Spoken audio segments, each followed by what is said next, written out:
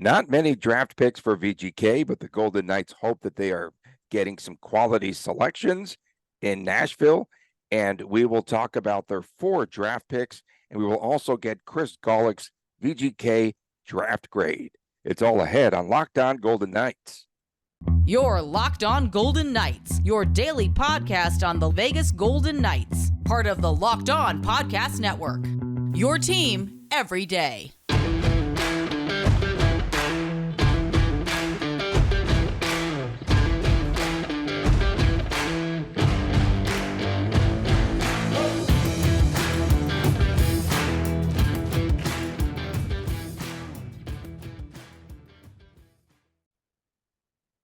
Hi, I'm Tony Cardasco, along with the aforementioned Chris Golick from Las Vegas. Thanks for making us your first listen each and every day. Of course, you could find us on Twitter at LockedOnVGK, at Tony Dasco, at TD Chris G, and on YouTube. Please subscribe at Locked On Golden Knights. We are brought to you by eBay Motors. A championship team is about each player being a perfect fit. Same with your vehicle. So for parts that fit, head to eBay Motors and look for the green check. Stay in the game with eBay Guaranteed eBay Fit. ebaymotors.com. Let's ride. eBay Guaranteed Fit, only available to U.S. customers. Eligible items only. Exclusions apply. So VGK started with 5 draft picks, right, scheduled in the 23 draft. They wound up with 4, trading away their Mr. Irrelevant, which Chris was so excited about. That makes me sad. Yeah, I know. So they traded it away to Columbus in exchange for the Blue Jackets' 7th round pick coming up in 2024. Of course, just briefly here, a run through of the draft picks, not necessarily household names, or at least not yet. Of course, the first round pick we talked about on Thursday, that was David Edstrom, the tall center from Sweden. Matthew Cataford was next, 3rd round at number 77, and was supposed to go earlier in the draft from Quebec Major Junior Hockey League. 75 points this past season. At 96, R2 Karki, 6'2", 185. R2D2. Offensive defenseman from Finland. And then they had at 192, Thomas Jorinen, and he is a forward from Finland as well.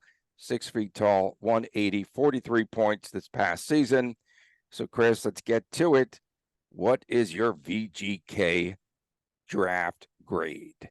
It's incredibly hard, guys. None of these players are players that are projected to play now, to play tomorrow, to play this season. We won't know 3-4 years down the road from now. If we're going to throw something out there, I'll give it a B-. And I say that because the Golden Knights didn't go out on a limb and trade a bunch of picks away to get something else. They didn't package any of these picks to move a player. They didn't panic on draft day. They didn't try and force the issue or anything like that. The only trade that was made that Tony mentioned was they swapped their 7th round pick this year because the Blue Jackets apparently had their eyes on someone in the draft. So we are going to move up unless the Blue Jackets somehow finish higher than the Golden Knights next season. So from that aspect, sure, we move up a little bit in the 7th round next year. I guess that's an improvement. So B-, but that grade could sway heavily depending on if any of these fellas crack the AHL, let alone the NHL. We'll see what happens. Does anyone stand out to you? David Edstrom is interesting, not just because he was the first pick that the Golden Knights took. We talked about this a little bit yesterday, I think. So you look at stat lines on a lot of these kids in these junior leagues and stuff, and a lot of them have these mind-blowing stats, 1.5 a game, 1.25 a game, and stuff like that. And Edstrom does have, in 31 games, he's kind of along that same lines. But when you look at some of the other players, they just have a lot more points. I know it's not apples to apples because all these leagues are so different from one another. But that tells me that the Golden Knights saw something in him that's a little bit different, where it's not necessarily completely stats and results driven. The defenseman, there's this video out there of Karki, blasting this one-timer in his league, and everyone's thinking, oh, he's got a great shot. I mean, he's not the next Ovechkin, folks. We can all just take a deep breath on that. But, it's just this new mold of defenseman, right? It's not necessarily like, will the Golden Knights keep these huge, 6 foot plus defensemen, 200 plus, or by the time Karki does crack the league, if he cracks the league, he's a 3rd round pick, who knows, are the Golden Knights going to be, have a much smaller and much quicker blue line? That'll be interesting. I get the feeling that the prototypical VGKer now, the mold that they're looking for, I think is a little bit different. Is that perhaps the maturation of this organization? Does that reflect on the... What's different? What do you mean? Well, on the Cassidy system, I'm not sure. I was trying to pinpoint it last night, but they did get a couple of these tall and long players. Karki, of course, and Edstrom are both very tall and sort of rangy type of a guy. Okay, yeah, maybe they can 6'2", build out 6'1", 6 feet, and develop. Yeah, and develop a little bit more. But they're not massive big guys. They're sort of long, where, like in the NBA, they go after these long and tall players now and rangy. In football, defensive ends, they want those athletic and long guys. Is this a different type of mold? Maybe. I mean, first of all, these are kids that, they're tall and lanky now, but if and when and if they do crack the AHL, or even, a regular place in the AHL, or even the ECHL for that matter, you will see them a little bit of a different build, right? They're just coming into their body right now. They're going to put on 10, 12, 15 more pounds of muscle, or if they hang out William Karlsson, maybe a little bit of a beer gut going on there. So they'll look a little bit different whenever they do wind up cracking the league. One thing I saw a little bit interesting, these were on the news and notes that the VGK Communications sent out.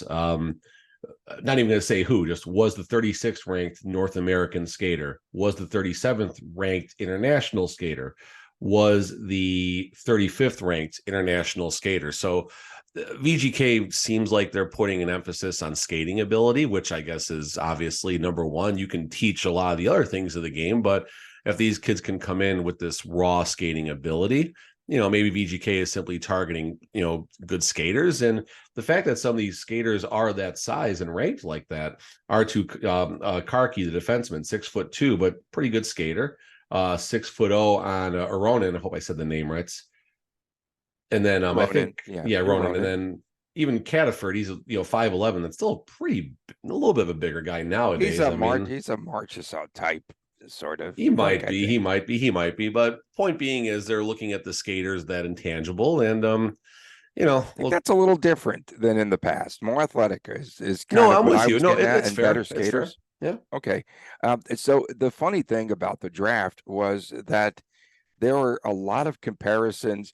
This player could be the next, and I heard this surprisingly, could be the next Jonathan Marchessault. I heard that a lot. Of course, if it was for the Vegas pick, or just everything, or in general, for all the picks in general, I heard they use VGK players. Nice. Well, Marchessault, whoever knew, right? This has to be a first. The next Mark Stone, heard that repeatedly, and the next Jack Eichel. So that was a little bit different with those comparisons. So Marchessault, I'm going to jump in 1 second here. Marchessault would come in as the next Steve Sullivan. That was a Snow Blackhawks player, not just Blackhawks, but that's where I remember him from. And kind of the same thing. I don't have the side-by-sides here, but both a couple of small guys, could definitely score goals. They could snipe. They had an edge to them. I think Steve Sullivan maybe had a little more of an edge than Marchessault did. Marchessault yaps a lot, but Steve Sullivan wasn't afraid to mix it up. So if we're going to keep on going, maybe Marchessault was the next Steve Sullivan, and then blah, blah, blah, blah, blah, blah. Okay. Were you surprised that VGK more or less stood pat, other than, making that trade? Is this a result of VGK saying, we just want to keep our guys? We don't really want to go outside of the franchise to find a lot of talent, or any talent at that. I think Kelly McCrimmon has never seen a poker game he doesn't like. And what I mean when I say that is, if there's an open seat, he's probably going to take it if he's got some time to kill. I would guess that he was kicking tires with the other GMs and stuff, but there wasn't a lot of trades. And there were some trades yesterday, but there wasn't anything earth shattering happening. There wasn't all these high level picks being swapped and stuff like that. So I simply think that McCrimmon played a little bit of poker, didn't really find any hands, and got up from the table pretty quickly and walked away. I don't think an opportunity presented itself, because if it would have, he would have, looked into it. And if it was advantageous, like moving up in next year's draft from, it's the 7th round, fine, whatever, but it's still a positive upward movement for the Golden Knights. So I just think there wasn't much opportunity. There wasn't a whole lot of poker yesterday to play. Okay, and the unproven areas currently will be the winger on the second line with William Karlsson and Amadio, perhaps. And then, of course, defensively, they're not getting younger. Alec Martinez, perhaps. Is that the weakest part of the defense? Well, Shea Theodore, I thought, was not very good in the playoffs. I mean, Theodore had his moments. Theodore got better. But yeah, no, defense is certainly something they have to improve on. Yeah, no doubt. I mean, the defense is not getting any younger, like you said. Even Pietrangelo, it's Pietrangelo, folks, relax. Even Pietrangelo, he's not getting any younger. McNabb, Whitecloud and Haig are the future of the Golden Knights defensemen, assuming they stay around for a long time. Definitely Whitecloud, who's on just an amazing deal for the Golden Knights, like a 5-year, 6-year deal, 2.25 or 2.75, whatever the number is, was just disgustingly good when I looked at that the other day. McNabb not getting any younger. Shea Theodore even not getting any younger. He's still in his prime, don't get me wrong, but he's still, he's getting up there a little bit now. I mean, and then obviously Martinez, yeah, but he's going to play out the string. I don't see a path to the Golden Knights, A, wanting to move on from him, or B, another team willing to take that $5 million plus on for a 36, 37-year-old defenseman, 35, whatever it is. We are guessing that Adin Hill's contract extension could be announced as early as today, prior to Saturday's 9 a.m. start of free agency. We'll talk about that, other free agents, and more. And later on, WTF. Don't miss it as we return right here on Locked On Golden Knights. Maybe you're a lot like us, myself and Chris, and you want to be healthy and eat well, but it's easier said than done, especially in this fast-moving city of Las Vegas. That's no longer the case with AG1. With one delicious scoop of AG1 and a glass of water each day, you are absorbing 75 high-quality vitamins, minerals, whole food sourced superfoods, probiotics, and adaptogens that help you to start the day right. It's a really special blend of ingredients, and it supports a lot of your bad habits, makes them a lot better, including your gut health, your nervous system, your immune system, and it does make me sleep a lot better. It can be very hard and expensive to keep track of all your multiple different supplements and vitamins, not to mention how hard it can be on your body, especially your stomach. Right now, it is time to reclaim your health and arm your immune system with convenient daily nutrition. To make it easy, Athletic Greens is going to give you a free 1-year supply of immune-supporting vitamin D and 5 free travel packs with your first purchase. All you have to do is visit athleticgreens.com/NHL Network.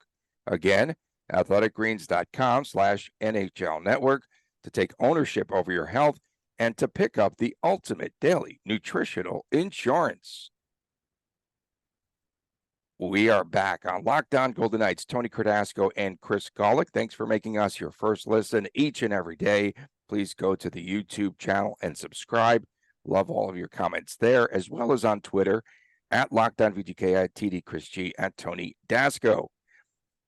Chris, George McPhee telling the NHL Network yesterday that VGK is there on Adin Hill, and Barbie is obviously done. So do we get the official announcement? Potentially there could be a press conference this afternoon here in Vegas. Will we have an official announcement on Adin Hill and that 2-year, $4.9 million AAV deal? It's got to be sometime between now and 9. My camera was like walking on me. That's why I'm moving right now. Sorry about that, guys. Free agency officially starts Saturday morning, 9 a.m. local, noon Eastern.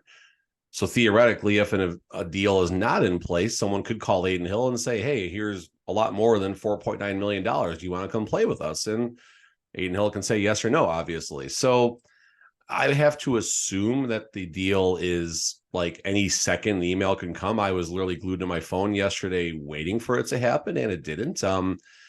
I have to assume that something still needs to happen with Robin Lehner for all this to work out. You lock up Barbashev right away because obviously he's going to draw the most interest, and Barbashev at $5 million for Vegas. I think that's the good number, but someone would have come knocking at the door for more than that. I think Adin Hill, for some reason, this thing does drag till tomorrow morning. I think there's probably a handshake deal in place, I hope. But that deal should be announced sometime this morning. I have to assume, I hope. Mm-hmm. I think. Yeah, hopefully. On goalies, as we're talking about Hill, do most goalies blossom by their second NHL contract? As many believe in hockey, that's pretty much something that is often discussed. Is the process, I love that word, is the process longer than other positions in the NHL? NHL in general is longer. Like, it's not like basketball where these players, like so many players in the first and second round are turnkey right into the lineups and difference makers, where, in the first 2 rounds, in the first 64 picks, maybe 12, 15 of those players are playing on the day one roster. Maybe that's even high. And then it goes significantly down, of course, in the later rounds.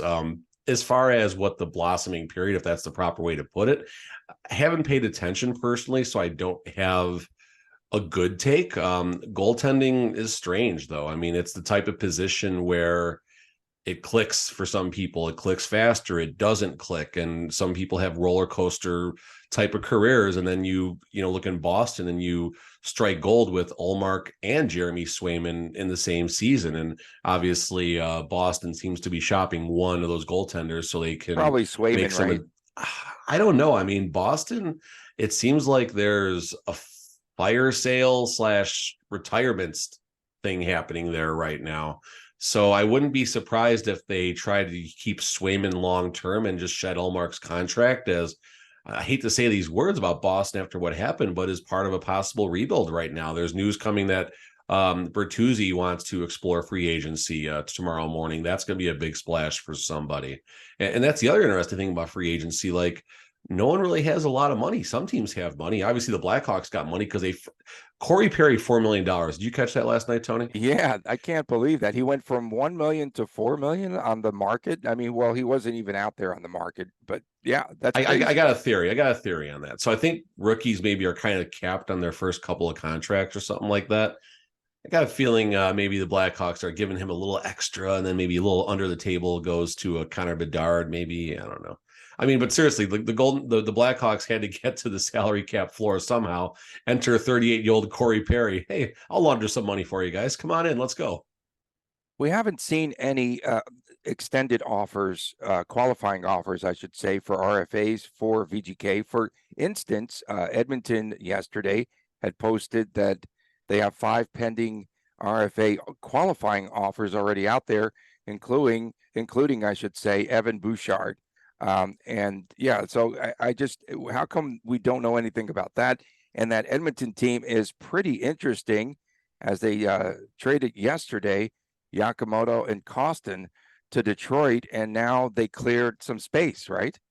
Yeah, no, Edmonton's clearing some space. They're up to about 8 million or so in cap. Not sure where that sits with the pending RFA offers and stuff like that, but they're clearing money. Edmonton's doing something soon, whether it involves Erik Karlsson, which will shock the beep out of me if they do go for that. It wouldn't shock me because it's such an Edmonton move, but that would be very interesting. Otherwise, there's other options out there like a Tyler Bertuzzi and stuff. I mean, Edmonton's going to do it wrong, and they're going to keep on trying to. They're going to have like 6 players that make up 70% of their roster, and then they're going to have the third line for the Savannah Ghost Pirates or something like that out there from the ECHL. As far as the RFAs, VGK is down to 2. I could be wrong. I thought Pahal was RFA. Maybe I'm wrong on that, but either way, the only RFAs left now, as far as on the golden on the big roster side, are Dorofeyev and Howden. Howden should be an easy one. His points regressed year over year, but he did get 10 points in the playoffs, which will certainly be worth, something. I believe he was 1.5 last year. I could see his next number. I think you have to go up 15% as an RFA. That's the minimum qualifying offer. I could be off on that. So I could see VGK, settling somewhere in whatever the elevator is, between that and like $1.9 million, something small. I don't think Howden's going to get a lot of money. That big of a raise. Dorofeyev will be an easy one. I mean, he obviously has some points, 9 points, 18 games this season, appeared 2 games the previous season, but he's not going to go up that much at all. And the thing about an RFA is the team holds all the cards, no pun intended.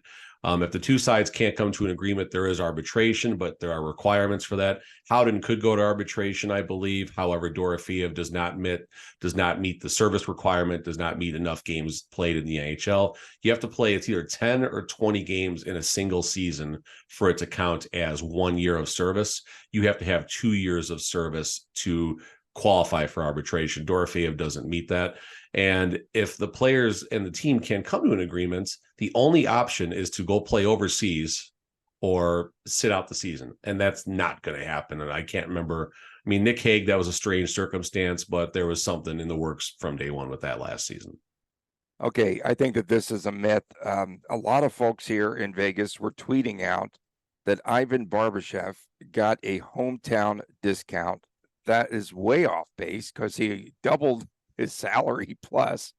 He did not get a hometown discount. He might have he could have maybe gotten 5.3 from somebody, or maybe a $6 million contract across across 2 years or something like that. Not the term though. Not the term. Well, there's no $6 million per. $6 million per.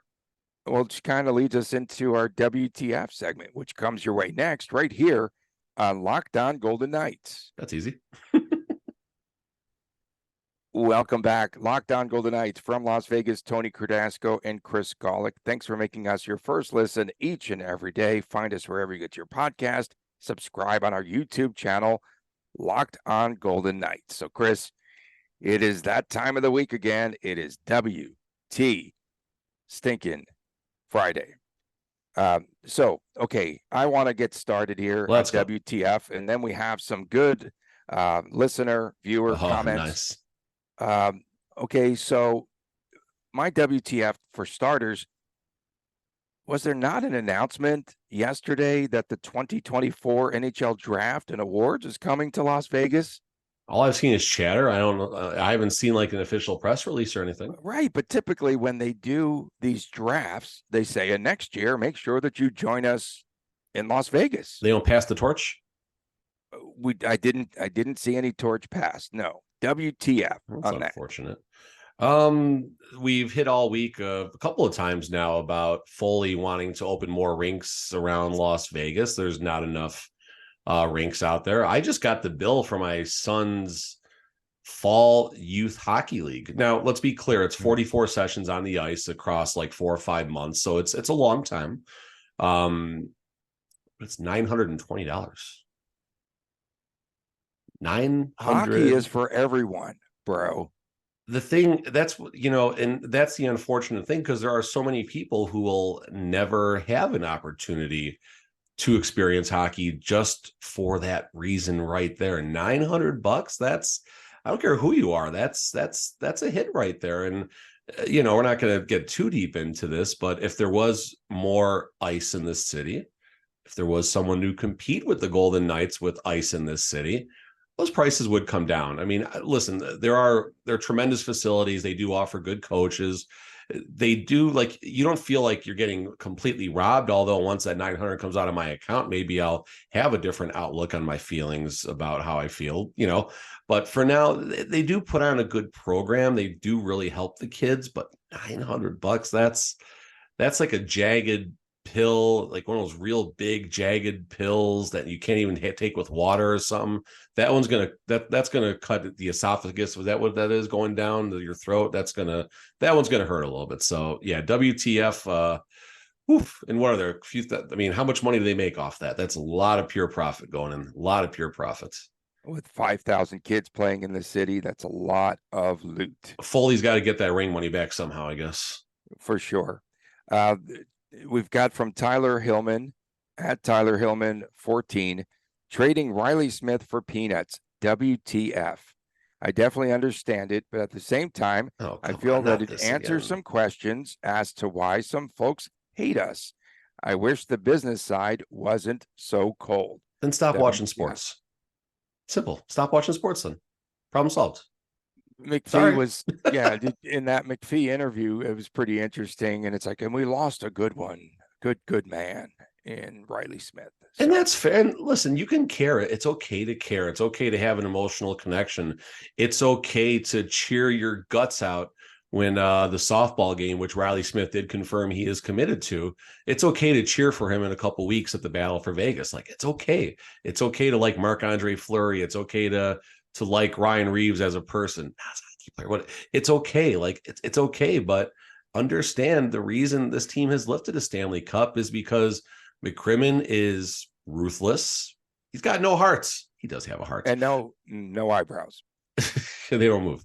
But, we should be thankful that we have a GM that is willing to put the team in a place to win. If you don't understand what I'm talking about, go be a Sabres fan.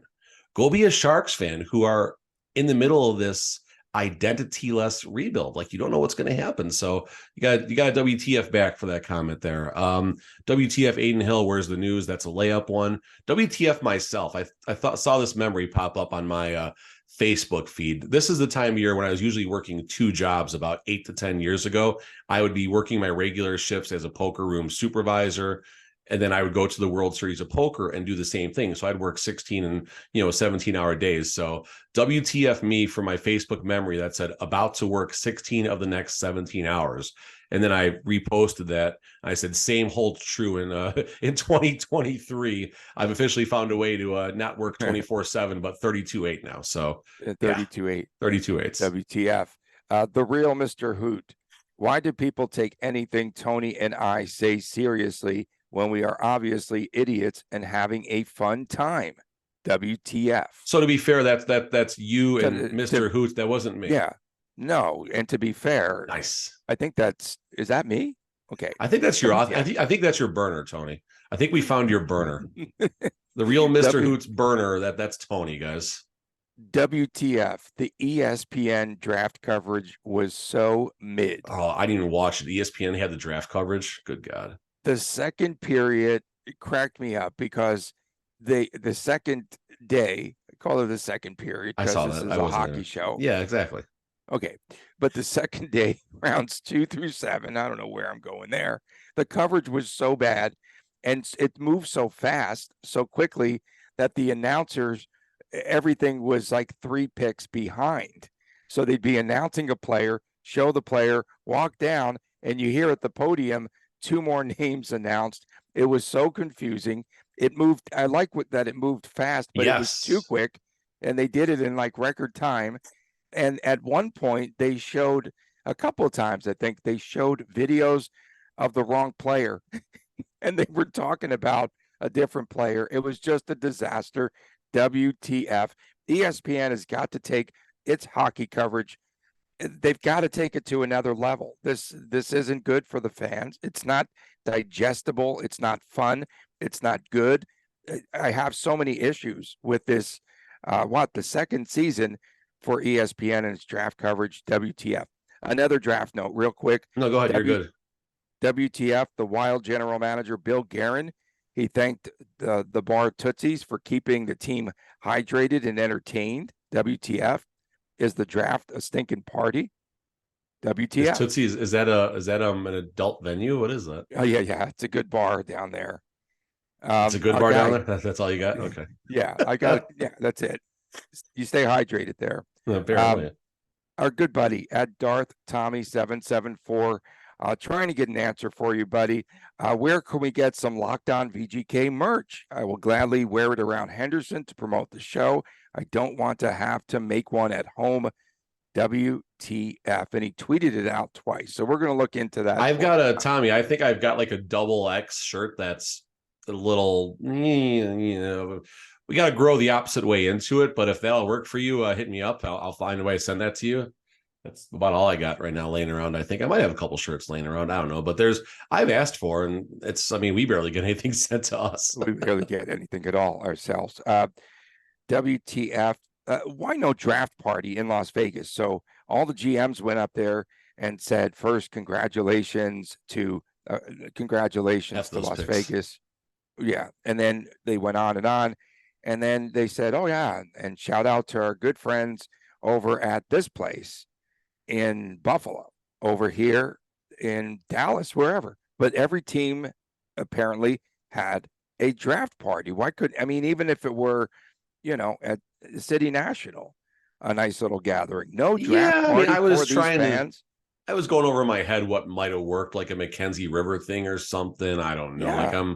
I'm trying to think of like a proper place where fans want to be together now. They want to sing Kumbaya and from that perspective, you're right, Tony. There's withdrawal now, right? The season's over. Sure. We haven't seen the Stanley Cup pop up randomly in a while. I think it's getting engraved. The excitement going. Keep it going. Well, there's an opportunity, and there's also a financial opportunity. If the Golden Knights are going to find a way to upgrade to a $3,500 VIP locker room charge to paint the ice, they'll find a way to profit off of. They'll find a way to profit off of that. Brutal is not even the word. They'll find a way to profit off of. Did people pay the $3,500? I don't know either way. It gave you a premium spot on the ice to paint, and that area right at center ice. Yeah, those areas were marked off. Listen, $3,500. The Golden Knights, they know how to make money. Okay. And I don't mean that. I actually mean that as a positive, as a positive. They know how to make money. Gouging. They know how to make money, and they're putting that number out there because someone's going to pay it, and a group of someone's will pay it. And listen, if people are willing to pay it, that's your job. I don't know, make money, I guess. Listen, I'm willing to pay $900 for my kid to go play youth hockey. So whatever. Okay, the replica rings, that sale, the bake sale that they're going to have, they should make a ton of money. The replica rings, I'm still kind of stuck on that because... Oh, I got a story about that. Give me 30 seconds when you're done. $500,000 to $600,000 for, we're figuring, I don't know, at least 60, 70 rings, maybe more, I don't know. All those scouts need to get a ring. I don't know. I don't think that's enough money.